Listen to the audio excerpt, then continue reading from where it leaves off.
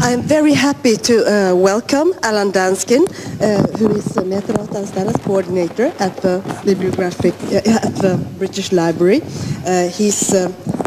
His resume is this long, and he has been active in so many international projects, both regarding bibliographic formats and also regarding the cataloging rules. You've been a member of the GSC from 2006, and has also served as a chair of the GSC. The current chair is Barbara Tillett, whom many of you has seen at conferences here. We are very happy to have you, Alan. Thank you. I'm very happy to be here. Can everyone hear me okay? Yeah, good. Did we get that to work? Right. I think so. Yeah. You just have to speak out a bit loud. Yeah. But the pack down. Den funkar. No, that doesn't seem to work. No. Unfortunately, you have to use the arrows. No, it should work. It works. It should work. Usually works. Okay. Good morning, everyone. I'm very pleased to have been invited to speak to you today about our experiences with RDA at the British Library. But in order to contextualise that, I'm going to talk... Yes?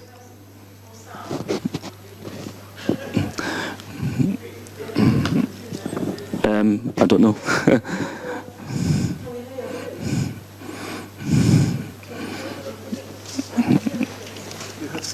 Have I got a... You can raise the volume by pressing. I think it's at the top now. Is that better? Is that better? Okay.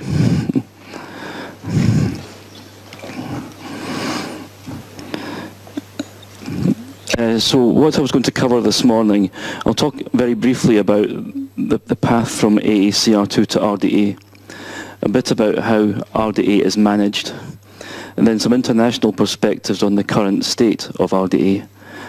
Then we'll look at the British Library's implementation, and although it's early days, I can talk a little bit about the outcomes from that implementation. And there are some links at the end, but you probably know them all already.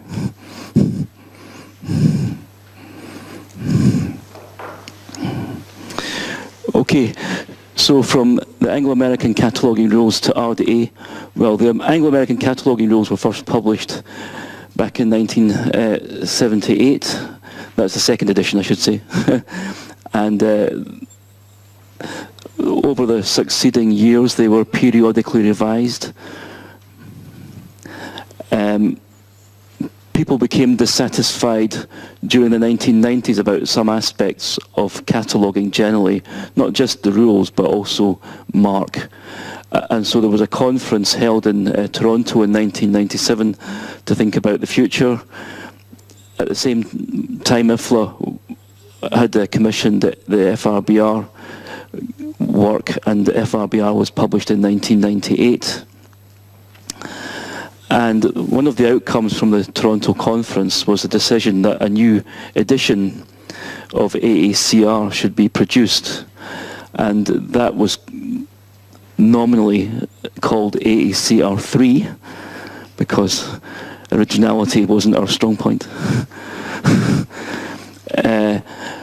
In 2004, in order to take that work forward, Tom Delsey, a Canadian consultant, was appointed as the editor of the putative AACR3, and a draft of the first part of AACR3 was issued at the end of 2004.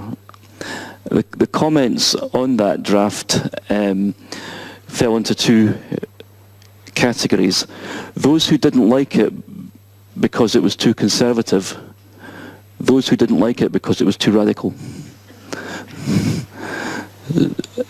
So we decided that or JSC decided, for many of the things that we wanted to do, the AACR framework wasn't really going to work. and we would need to have a completely new logical model. And so it seemed appropriate, that being the case, to have a new title as well. And so the working title was Cataloguing Rules for Resource Description and Access, and nobody could think of anything better. So it became RDA, Resource Description and Access. And the process of actually producing it was, as you can see, quite a lengthy process, but it was eventually published in 2010 in print and online as the RDA Toolkit.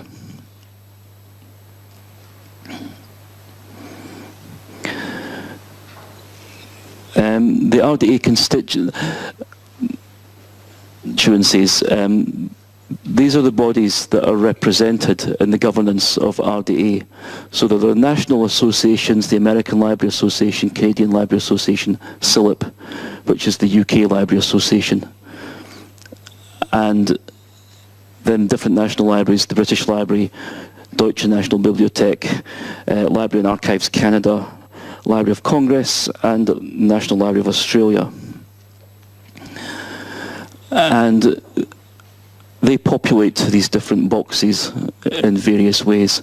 At the top we have the Committee of Principals, which is responsible for the overall governance and management of previously AACR2 but now RDA. And that has representatives from the national libraries and from the national associations. Just at the last meeting in July, the Deutsche National Bibliotek was invited to join the Committee of Principals in recognition of the work that they have done in translating RDA into German and committing to the implementation of RDA in Germany.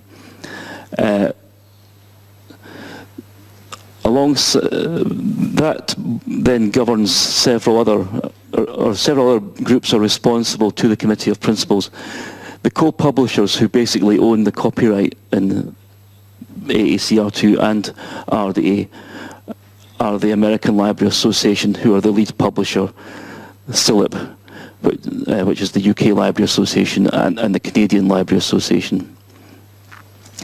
The revenues that were generated from AACR2 went into a fund, or some of the revenue, which were then disbursed back to the owners, and some of the money was used to fund the Joint Steering Committee's work to develop AACR2 and now to develop RDA.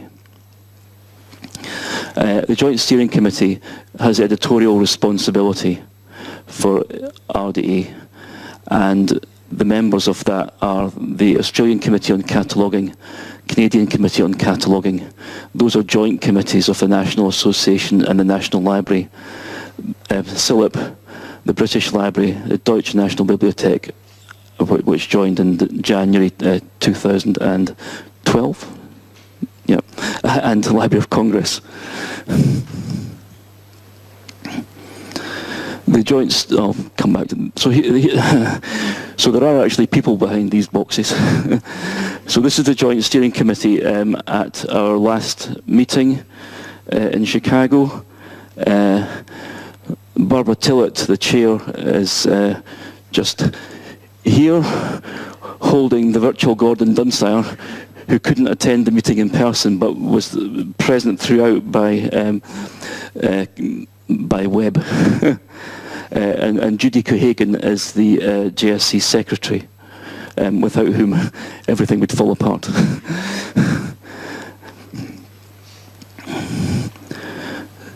So I'll just talk you briefly through the revision process and the timetable that JSC operates to. So this is subject to change because none of us are very satisfied with it, but this is how it works at the moment. Early August, any proposals for change to RDA are due in with the JSC secretary. All of the constituencies have to write responses on those proposals by early October, so it's roughly 3 months. And then in November, the JSC meets. We're meeting on the week commencing the 4th of November this year, and we discuss the different proposals and approve them or not. And then, in principle, an update will be published in April, which will contain those changes. As well as proposals for change, there are also discussion papers, usually for more complex issues, which help to build consensus and to look at different ways of approaching tricky problems. There are plenty of those to address. And we also have a fast-track route where we don't require full responses. It's not necessarily a complex issue. It may be something like a correction or a new example or a suggestion for a new relationship designator, something like that, something with low impact. It doesn't need to go through the full process. We can have a fast track. And fast track doesn't mean it necessarily takes less time to get into RDA. It only means it takes us less time to review it. Okay, so that's the context. So looking at some of the international perspectives now. As I said, RDA was published in 2010, but we're in 2013, and until this year there had been very few implementations. Some US institutions which had implemented RDA during the national test there, such as the University of Chicago and Stanford University, had continued using RDA throughout, but nobody else really implemented until this year. But this year there's been a lot of implementations, as you can see. And this list may not be absolutely up to date, but there is a list on the RDA Toolkit website if you're interested in seeing. So most of the implementations are in the US, UK, but there are some further afield, such as Brazil and Singapore.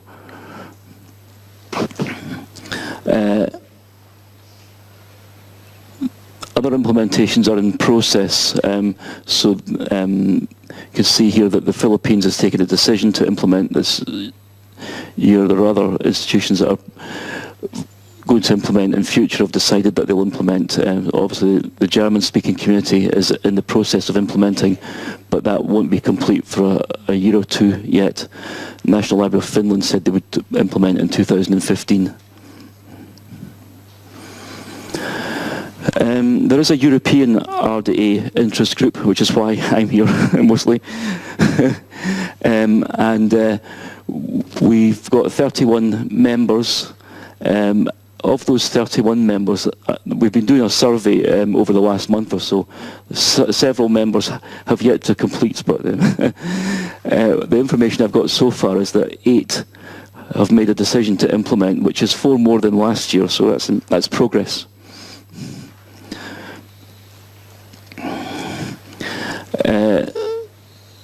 One of the barriers to use is obviously language. So RDA is being translated. In the 14th of May toolkit release, the French translation and the German translation were included, and you can now access those. There are 2 other official translations in progress that I'm aware of. The Chinese are in the process of translating it, and they expect that to be published in print in early 2014. Now, the object of the Chinese translation is twofold. Firstly, they want to use RDA for their Western materials cataloguing, and they also want to assess its suitability for their Chinese materials. But I think it's reasonable to assume that it may need some changes before it can accommodate Chinese materials. I think the publishers are quite relieved that they were only going to do it in print and not want it in the toolkit at this point.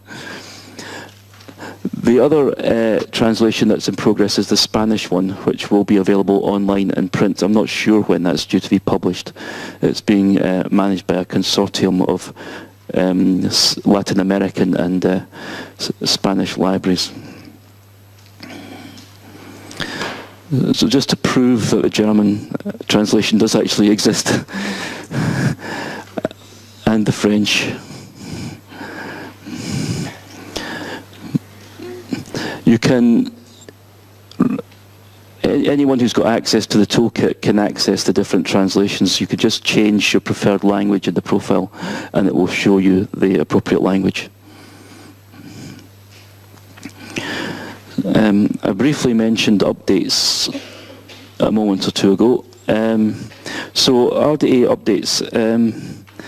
The first update to RDA was published in April 2012. The second update was in July 2013. You can track what's in each update through the content history. There's also a list of forthcoming changes on the JSC website, as they're agreed. So within the toolkit there's an update summary which you can access at the bottom of the navigation bar, and it shows you all the instructions that have been updated. What you can also do is, if you're actually looking at an instruction and you see one of these little icons with a date in it, that's an indication that the instruction changed on that date. And you can click on it and it will show you what the previous instruction looked like. Now, it also has an explanation at the top so that you can see what the history of that change was. The publishers assure me that this is on a different coloured background from the standard RDA screen. It's supposed to be on pale blue background so that you don't get confused as to where you are, whether you're looking at the current instructions or the past instructions. It may be my eyes, but I can't tell the difference. So this note is important.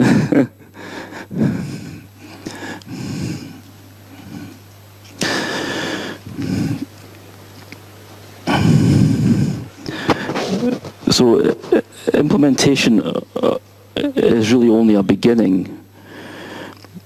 We have regular toolkit releases throughout the year.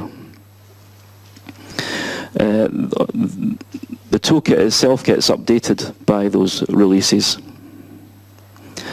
The 11th of December, there was a release which included the rewording. One of the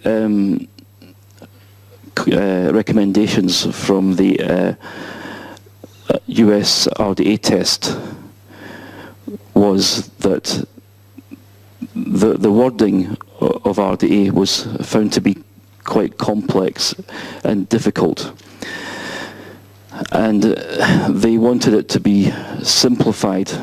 They used various methods to evaluate its reading level, and they wanted the score that was being achieved to be reduced. So an editor was appointed, Chris Oliver from McGill University, to actually do the rewording, and she spent about 18 months working on that. And so the first tranche of reworded text was introduced in December, and then the second lot in May. I think the rewording has actually been an improvement. One of the things that was done through the rewording was to break up a lot of conditional sentences into instructions which take the form of logical statements: if, then, do X, and using or and operators. So it makes it perhaps easier to apply and maybe easier to translate, I don't know.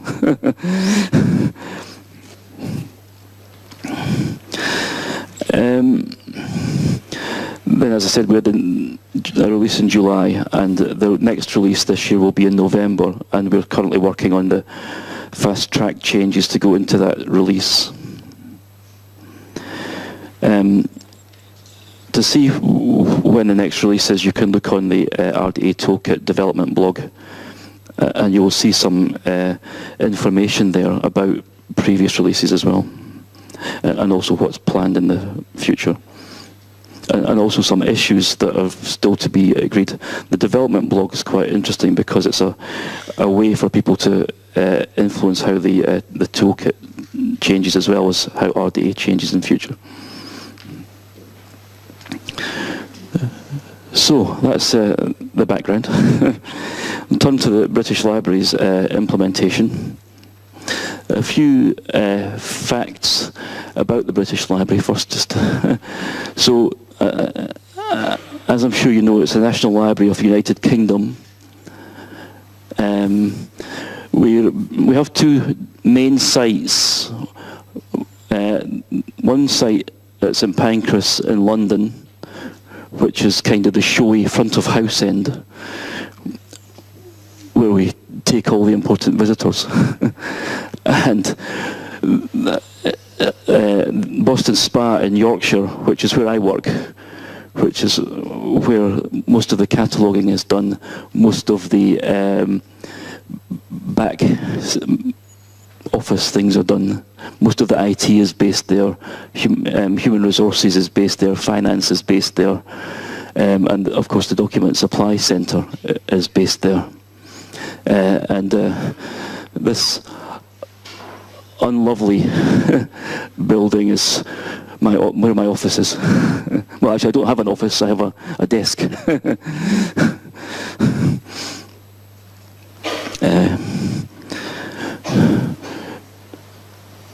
So these sites are about 200 miles, well actually they're almost exactly 200 miles apart, which makes communication an issue. We have approximately 1,500 staff operating on two main sites, although that number is declining as financial stringency and financial cuts come into play. There are about 120 cataloguers, that's full and part-time staff between the two sites, most of them based in Boston Spa, but some specialist cataloguing is still done in London, maps cataloguing, music, some foreign language material, Slavonic and Asian material is mostly catalogued in London. Because the specialists do other things as well as cataloguing. Okay. So it's one of 5 legal deposit libraries in the United Kingdom, and the annual legal deposit intake is around about 120,000 monographs. We have 35,000 current serials, and then we have a relatively small number of maps and music being deposited annually. This year we've just started to receive electronic material through legal deposit, but that's at its very early stages, and we're still really working out with the publishers exactly how that's going to work in practice. So I haven't got any figures for electronic resources.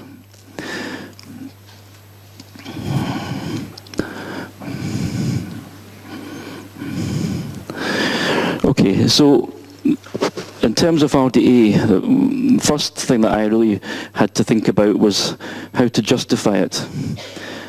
At one level, it was a no-brainer because we've been involved with the Joint Steering Committee. We've been investing in developing RDA for the best part of a decade, so why would we not implement it? It would be quite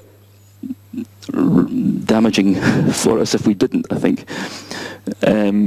But nevertheless, you still have to make some justifications for it. Really, one of the key things was that we're planning for the future with RDA. We're seeing this as being part of a new architecture that we require to implement linked data in future. Some agencies are kind of putting the linked data infrastructure in place first and then adopting RDA. we did it the other way around, adopting RDA first to hopefully make it easier to do the other thing. One of the big impacts that we had to take into account was how much production we would lose. You can see that we're getting 120,000 monographs through legal deposit a year, and we don't want to create a backlog of work, because it would be very difficult to shift that, particularly with the number of staff that we have to process material likely to decline over the next few years, both through natural wastage and also through cutbacks. So we had to work out what we thought the cost of implementation would be in terms of productivity, and then work out some mitigation strategies to try and front load the process so that those items could be processed in advance, if you like, of the implementation. Then there was also the cost of subscription. When we were buying AACR2, we had to pay out for a new hard copy of AACR2 maybe every 7 years or so. For RDA, we've got to pay every year. And so we've worked out how many subscriptions we thought we would need. We've got 120 cataloguers, but not cataloguing all the time. So we thought maybe 100 subscriptions might be necessary, but I decided to get 80 and see how that worked. And it did. So and you can actually track on the toolkit how your subscriptions are doing. It will tell you if you've got any contention for licenses. So if people have tried to log on and there aren't any licenses available, then the system records that. And we did have that early in January, just as we were just about to get a new tranche of licenses, and we got some reports that we hadn't got them quite early enough. A few people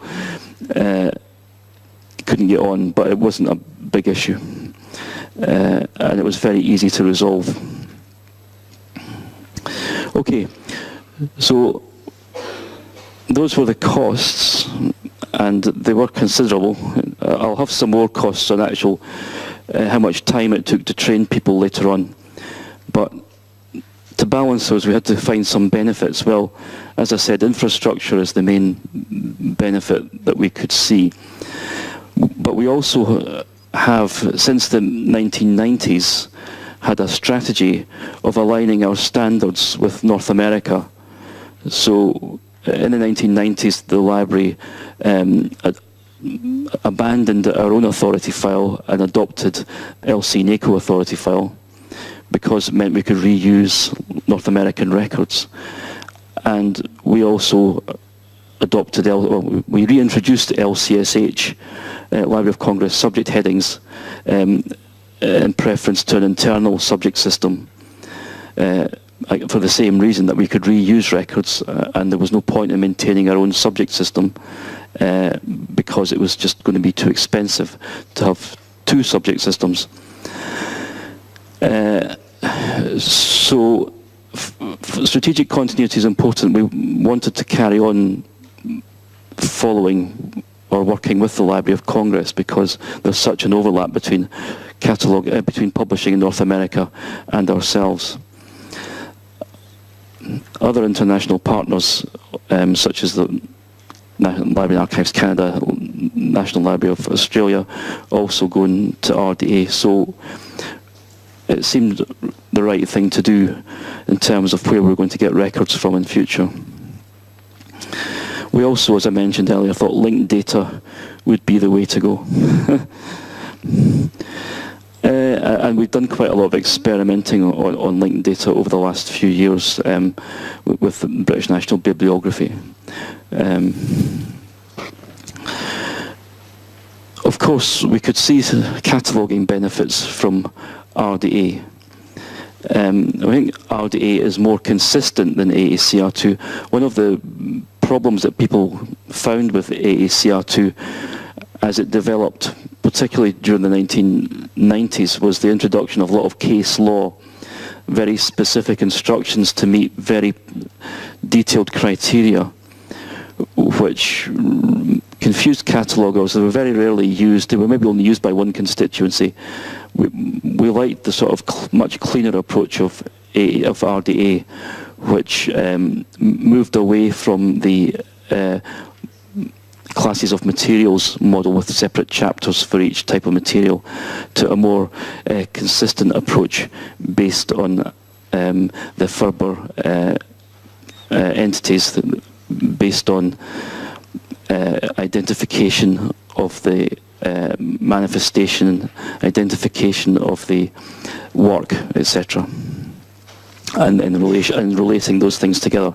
So we felt that gave a much better foundation for cataloguing.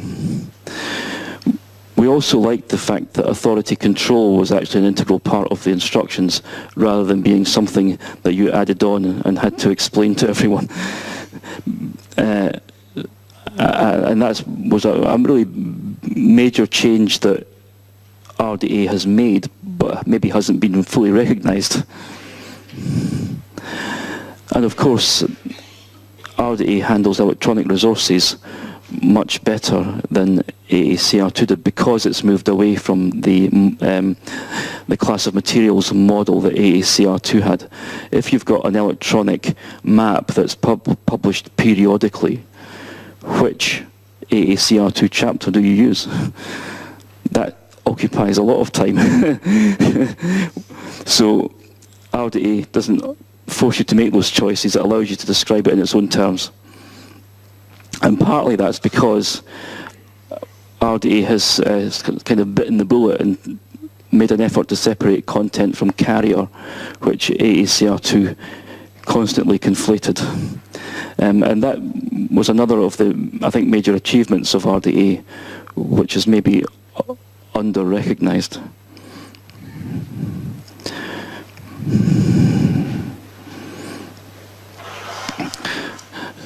So the next thing we had to think about, apart from the business case, was our systems infrastructure. British Library has an Aleph ILS, which we use for acquisition and cataloguing. Fairly recently, the last few years, we've acquired a Primo search interface, which is branded as Explore the British Library, and that provides the public access to our collections and to the British National Bibliography. We also have Catalogue Bridge, which is our own set of computers and utilities. Aleph doesn't have the range of flexibility and functionality that we need to manage imports and exports that we have to do, and to manipulate and manage marked data generally, particularly if we want to change things on bulk. We need to do it outside of Aleph. So we have Catalogue Bridge for doing all that work. We also make extensive use of Mark Report, which is a tool published by the Mark Equality. We use that for validation. All of our catalogers have it, or are supposed to have it, and are supposed to use it. And it checks for, not just for mark errors, but it can check for some other kinds of errors as well. So that before records go out, they've had a bit of a health check. So we knew that that would need to be configured.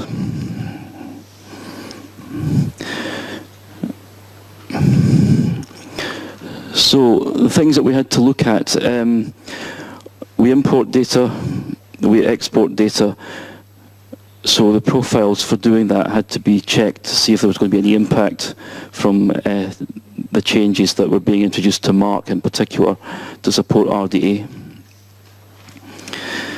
We have an auto-matching process where we get CIP records in from cataloguing and publication records in from either our own supplier, BDS, Bibliographic Data Systems, or from the Library of Congress. And then as records, full records are added to the system, we want to match those up with the CIP that's already on the system. So we have an automatic matching process that does that. We had to rewrite that effectively in order to accommodate RDA changes. It's quite easy to match things when you're matching an AACR record against an AACR record, but when you've then got RDA records, and you've got an RDA CIP matching an AACR2 full record, what should be the behaviour? Or you've got an AACR full record matching against an RDA CIP, what should be the behaviour? So we had to rewrite that, and that was quite a lot of work. We also had a lot of work to do on Aleph. My colleague, Thurston Young, has counted up 95 change requests that he's done in order to implement mark changes. Most of the changes that came through to mark really have affected the authority side rather than the bibliographic format. But there have been some changes to the bibliographic format. Obviously, things like the 366, if I got the numbers right. Anyway, the content, media, and carrier type have all been introduced, and those needed to be accommodated in the system, and we needed new indexes in order to be able to search for them. So that was quite a lot of work, and we shared those configurations with the rest of the UK community, because even if they weren't using Aleph, at least the sort of logical and intellectual work that we'd done could be reused by those other agencies. Those mark changes obviously also affected the templates and macros that we'd got set up. We use a lot of templates and we use a lot of macros in Aleph to speed up production. And so some of the changes were mark-related changes, but some of the changes probably more vocabulary changes, because the term that RDA uses is different from the term that AACR uses. We also had to make changes to Mark Report, and we worked closely with the developers of Mark Report in order to do that. And so Mark Report now allows you to process not just mark records that are AACR2, but mark records that are RDA, that use RDA rules, and the mixed files where you've got both RDA and AACR2 records. As far as our public access systems concerned, Primo, we've made very little change so far, partly because the RDA records are such a drop in the ocean that whatever change we made would have no impact. But also because there was very little, as long as we're using Mark, there's actually very little change at this stage that the users would actually find in any way interesting. So RDA is really just the latest in a series of changes that we've been through. I mean, we moved to Mark 21 a few years ago, 2004. Before that, in 1981, we'd adopted AACR2, having previously used AACR, the original. And then before that, we'd been using the British Museum rules, different parts of the library as well. The library was formed in 1973 from an amalgamation of different agencies, all of which had their own collections, their own catalogues, and their own cataloguing rules. So messy data is just where we are. So our priority is not so much to make RDA work in our data, but it's to make our data work more efficiently. So we have a program of metadata enhancement which really has other drivers as well as RDA. So RDA is one of the things that influences that process. And so some of the long-term enhancements that we need to do in order to benefit more from RDA are to improve the identification of works and expressions, which is a weak point in our catalogue because of the different rules that have been used in the past. In particular, we've got a kind of divide between the British Museum catalogue, which went up until about 1975, and then our AACR2 stuff, which came in afterwards.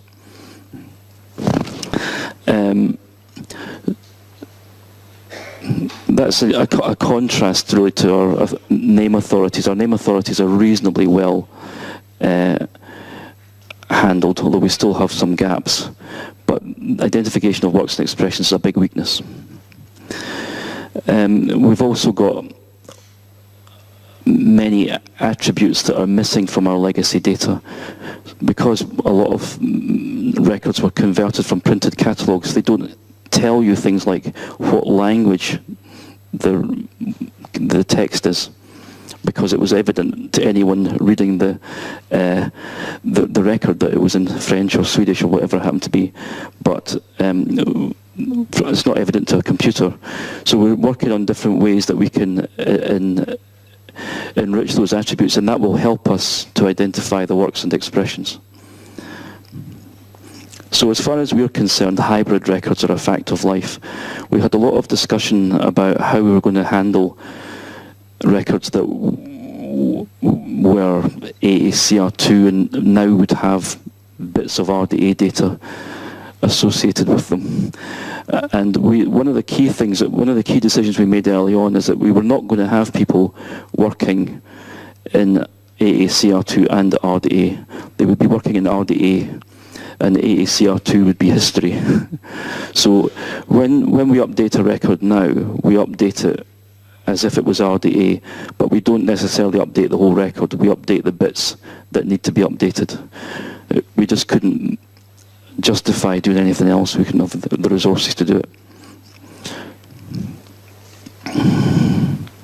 And a lot of the updates that we make are not made by individuals, are made by bulk processes, and the bulk process has got no way of upgrading a record from AACR2 to RDA, let alone from the British Museum rules to RDA.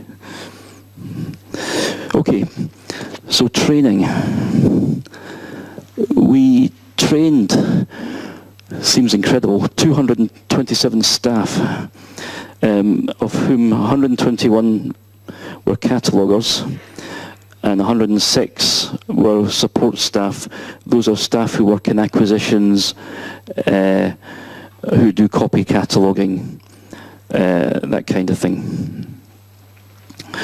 So for the basic approach was train the trainer. So we formed two expert groups, one in Boston Spa and one in London, who would focus on RDA, learn it, practice it, and contribute to developing the training materials. And that process worked quite well. We used the Library of Congress modules as the basis of our training. It was better than starting with a blank sheet of paper or a blank PowerPoint. So, and the LC modules were very, as you'd expect, were very thorough. And as our cataloguing generally follows the same policies as Library of Congress, we didn't have too many changes to make to the substance. We made quite a lot of changes to the presentation, because obviously our cataloguers want to be talked to in a different way from the Library of Congress's cataloguers. We also, so for cataloguers, it was a mixture of classroom training, then hands-on practice, and then a review period. For support staff, we didn't want them to have too much classroom theoretical stuff. We wanted it to be practical, so it was very job specific. And I've got a bit more of a breakdown on what we did. So the training program for cataloguers, in fact, we started quite early on this, partly because there were so many delays to the publication of RDA that every time we thought we might be implementing in 18 months, it turned out that we were 18 months too early. So, but we started off introducing them to FRBR and the principles and vocabulary of RDA. And we've been doing that probably since about 2008. They've been getting stuff on that. It seems like a long time, but at the time RDA was supposed to be published in 2009, so it didn't seem too soon to start. So when we started training, the trainings began at the end of last year. We decided that we'd repeat some of that stuff for them to refresh their memories.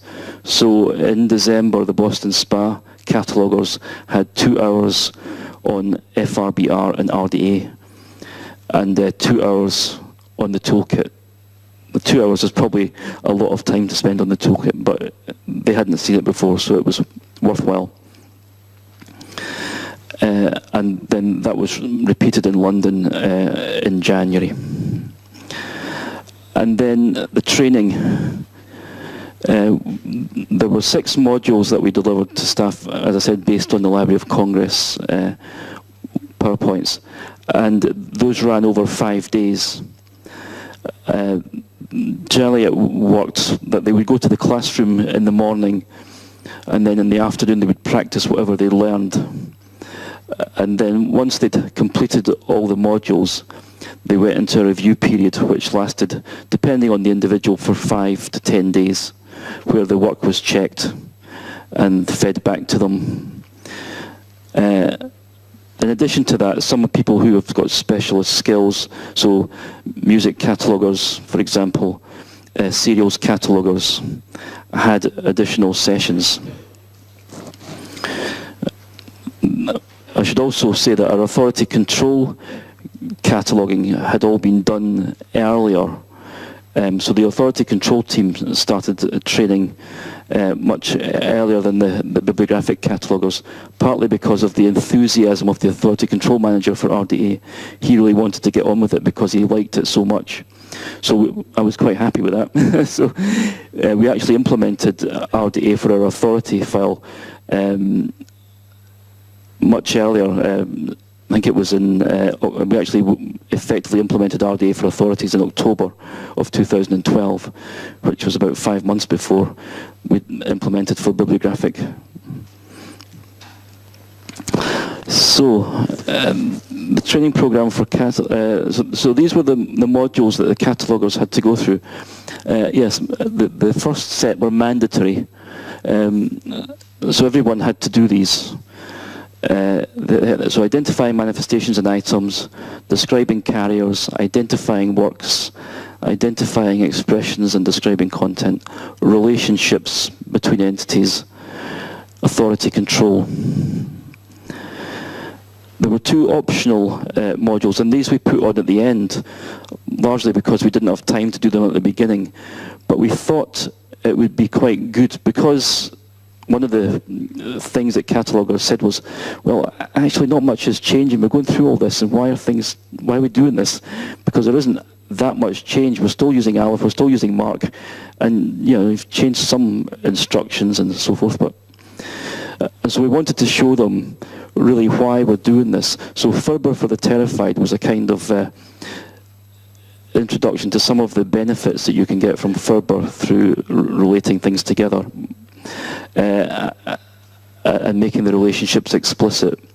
And RIMF is another tool that was developed by TMQ. It stands for RDA in many metadata formats, and you can download it from their website, from the TMQ website, and it allows you to create RDA records without going through Mark. And I think it's quite a powerful tool. It's certainly good for visualizing it. And one of the cataloging team leaders who was doing a lot of the work on our workflows for RDA said that actually using RIMF kind of switched on a light for her, that she had kind of been working on RDA without really getting it, but when she used it in RIMF, she immediately saw what it was about. So I recommend looking at that.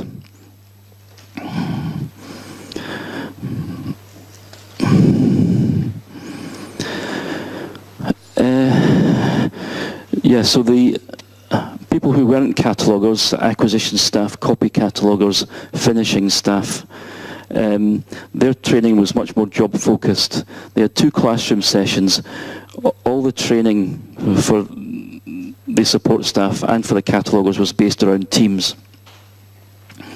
And the managers of the acquisition of the support staff attended the cataloguer training as well, so that they would know what the catalogers were doing, and they have access to the toolkit. We don't expect the staff in these support teams to access the toolkit.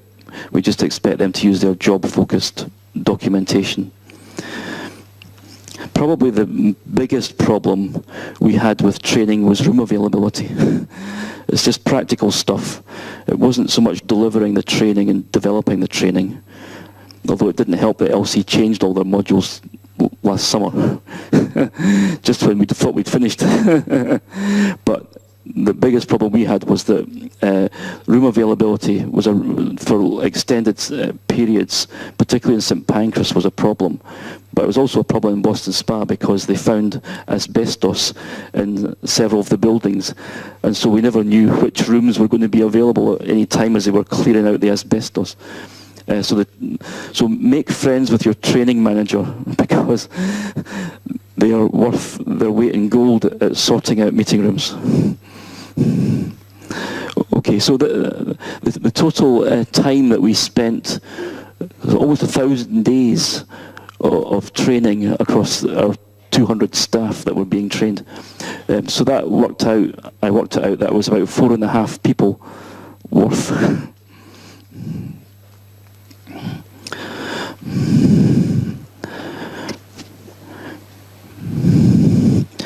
So what did we get out of all that? Well, we got some RDA records. So there's one. One of the tools that we exploited in the toolkit, there's in the Tools tab, you have these resources that you can, there's kind of shared resources. User-contributed content, I think, is the official term.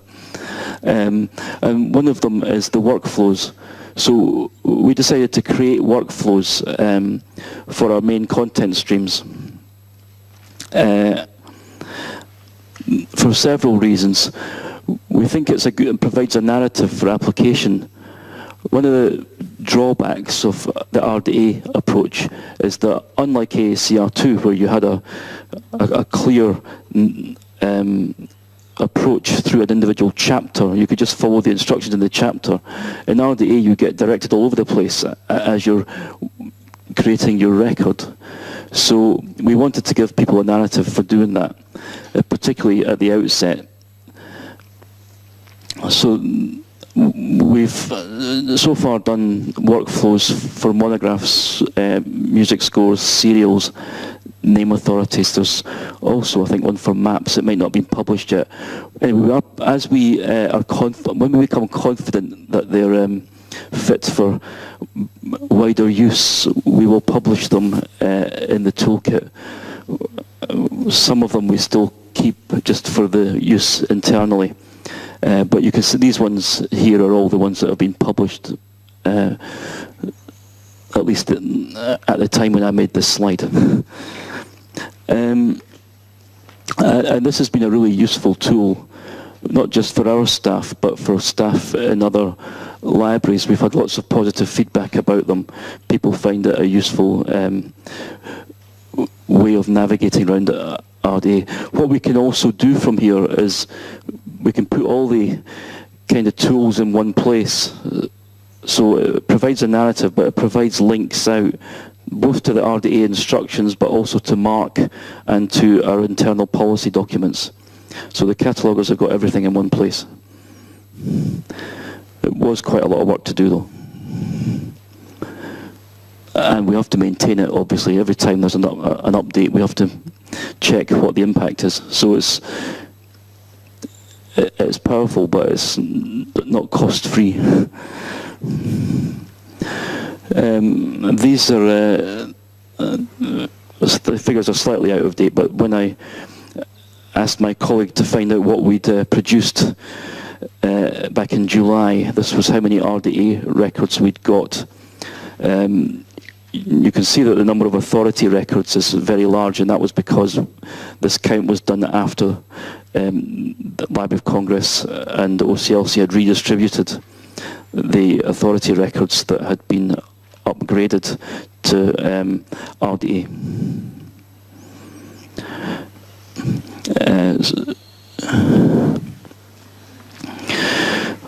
What every cataloguing manager wants to know, the impact on productivity.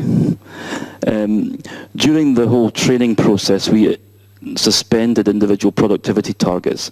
Cataloguers, staff generally have productivity targets. It's a range, usually, of between so many records, so many thousand records per annum. But we suspended those during the implementation period because that was a realistic thing to do.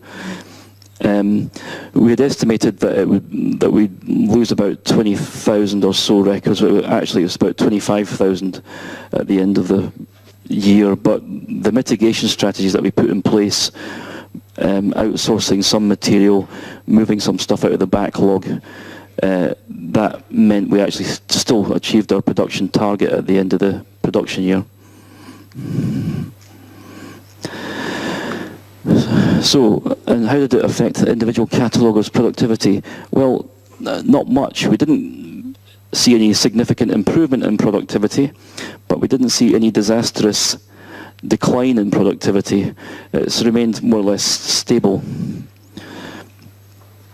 The main problem, if you can call it a problem, that we found is that because RDA abolished the rule of 3, which AACR2 had, where you could only have, if there were multiple authors or multiple contributors, multiple corporate bodies associated with a work, you would only record the first 3 under RDA, but RDA doesn't put a limit on that. You record the first one or you record them all. So we were starting off by recording as many as possible. We allowed cataloguers to use their judgment, but we felt we deliberately didn't define what cataloguer judgment meant. So if we said, if it's unduly onerous, only do the first one. But we didn't tell them what unduly onerous meant. That was their decision, because they're being assessed both for the amount that they do, but also for the quality of what they do. But we found that for certain types of material, conference proceedings, collaborations and compilations, a lot more names were being established, and it was meaning a lot more authority work, which was going to have an impact on productivity overall. So we've introduced revised guidelines to limit the impact on that for those types of material, which is disappointing, but it's unavoidable at the moment, because we have to keep the material moving through. We can't afford to build up backlogs that we can't clear. So some cataloguing issues, high-level issues. Well, we were changing well-established policies and procedures. We had to rewrite a lot of policy document, which was quite a big overhead. But on the other hand, it's got rid of a lot of documentation that we don't need anymore, so it was good. Realising the benefits, well, it's hard to sell it to people if they can't see what the benefit is. So we've tried to accentuate the positive. That's what we've tried to do. We have a quality assurance measure that we apply to records, and we've had to adapt that measure over the last few months. And again, that's taken quite a bit of work to adapt that from AACR2 to RDA. As I mentioned, the main issue in cataloguing have been around compilations and collaborations. There was quite a lot of discussion about how to do these in RDA. I think a lot of the things that RDA surfaced was that used unfamiliar language for concepts that people already understood. And so they were just thinking about them in a different way and didn't realise that they knew what to do. Catalogue of judgment I've talked about, and productivity for authority control. Because authority control can record quite a lot more information than it used to, there's a tendency for more information to be recorded, whether it's necessary or not. But there's a distinction in RDA. RDA is about identification of entities, whereas AACR2 was about distinguishing entities. It's a different thing. RDA is much more positive. AACR2 was effectively negative, saying it's not the same as that. RDA says it is this. And I think that's much more useful. Right, so, thank you. Do we want questions now or are we doing them later?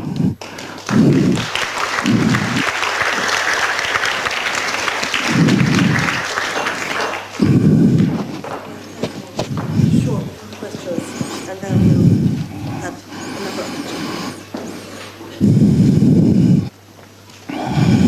This one there.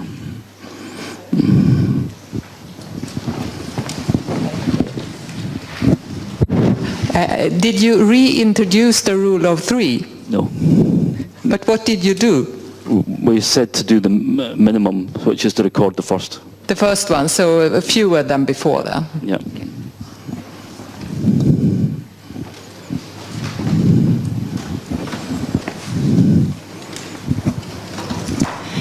The rule of 3 is gone. In RDA, AACR's rule of 3 was one of the things that RDA abolished. It was the reason for that is it wasn't based on any principle, the rule of 3. It was an entirely arbitrary number. So RDA tries to base the instructions on principles, and so the principle is now that you try to record a core of information that will enable the user to satisfy the various tasks that FRBR is based on. So as far as identification is concerned, at least recording the first named person or whatever, or body or whatever, is the core requirement. But you can go further, and I think the Deutsche National Bibliothek put forward a proposal this year that will allow even more flexibility, that you'll be able to record, or it will explicitly say that you can record as many as you, or as few as you want, as long as you record the first one. I just wonder what happens when editors is involved. Editors, only editors.